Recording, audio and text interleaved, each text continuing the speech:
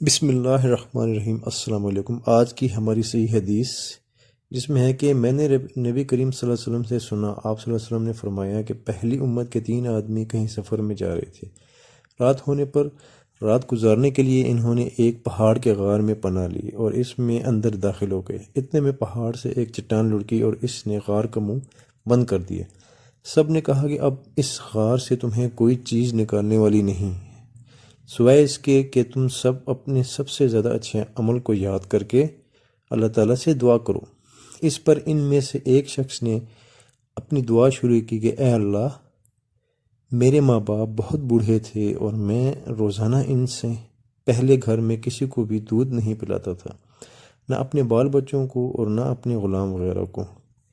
ایک دن مجھے ایک چیز کی تلاش میں رات ہو گئی اور جب میں گھر واپس ہوا تو وہ میرے ماں باپ سو چکے تھے۔ پھر میں نے ان کے لیے شام کا دودھ نکالا۔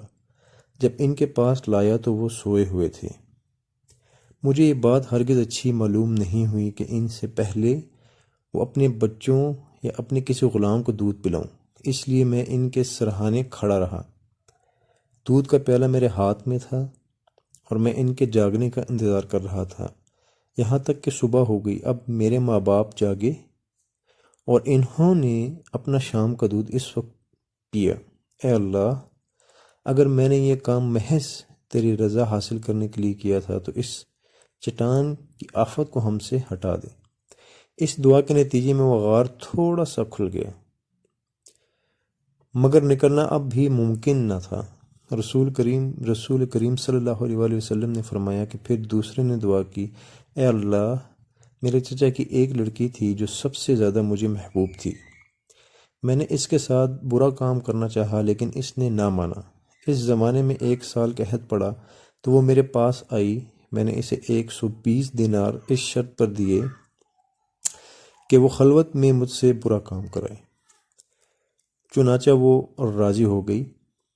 اب میں اس پر قابو پا چکا تھا، لیکن اس نے کہا کہ تمہارے لیے میں جائز نہیں کرتی، اس مہر کو تم حق کے بغیر توڑو۔ یہ سن کر میرے اپنے برے ارادے سے باز آ گیا اور وہاں سے چلا گیا، حالانکہ وہ مجھے سب سے بڑھ کر محبوب تھی، اور میں نے اپنا دیا ہوا سونا بھی واپس نہیں لیا۔ اے اللہ، اگر یہ کام میں نے صرف تیری رضا کے لیے کیا تھا تو ہماری اس مصیبت کو دور کر دے۔ چنانچہ چٹان ذرا سی اور کھسکی، لیکن اب بھی اس سے باہر نہیں نکلا جا سکتا تھا۔ نبی کریم صلی اللہ علیہ وآلہ وسلم نے فرمایا، اور تیسرے شخص نے دعا کی، اے اللہ، میں نے چند مزدور کیے تھے، پھر سب کو ان کی مزدوری پوری دے دی، مگر ایک مزدور ایسا نکلا کہ وہ اپنی مزدوری ہی چھوڑ گیا۔ میں نے اس کی مزدوری کو کاروبار میں لگا دیا اور بہت نفع حاصل کیا۔ کچھ دنوں کے بعد وہی مزدور میرے پاس آیا اور کہنے لگا، مجھے میری مزدوری تو دے دو۔ تو میں نے کہا کہ یہ سب بکریاں اور مال تمہارا ہے۔ یہ سن کر مزدور بولا، اللہ کے بندے، مجھ سے مذاق نہ کر۔ میں نے کہا، میں مذاق نہیں کرتا۔ چنانچہ اس شخص نے سب کچھ لیا اور اپنے ساتھ لے گیا، ایک چیز بھی اس میں سے باقی نہیں چھوڑی۔ تو اے اللہ، اگر میں نے یہ سب تیری رضامندی حاصل کرنے کے لیے کیا تھا تو ہماری اس مصیبت کو دور کر دے۔ چنانچہ وہ چٹان ہٹ گئی اور وہ سب باہر نکل آئے۔